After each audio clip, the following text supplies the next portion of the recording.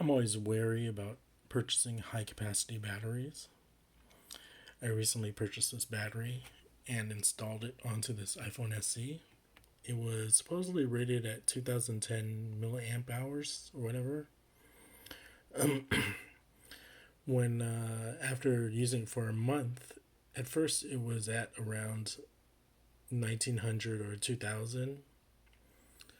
I have history of it when I first installed it and ran it. So it's over here is at 124% capacity.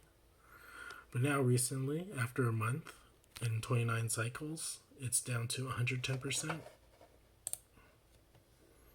And so you can see instead of being rated at 2010, now it's rated at 1787.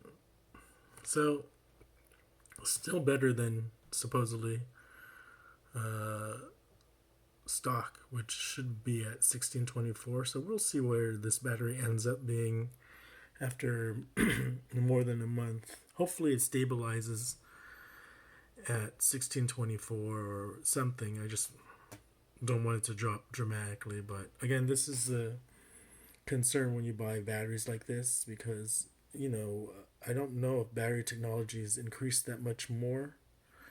This said 23%. And in the very beginning, it was like that, but after a month, it's no longer showing that kind of performance. So always take this with a grain of salt. Hopefully, in terms of durability, it can last like the stock battery. We'll revisit this later. So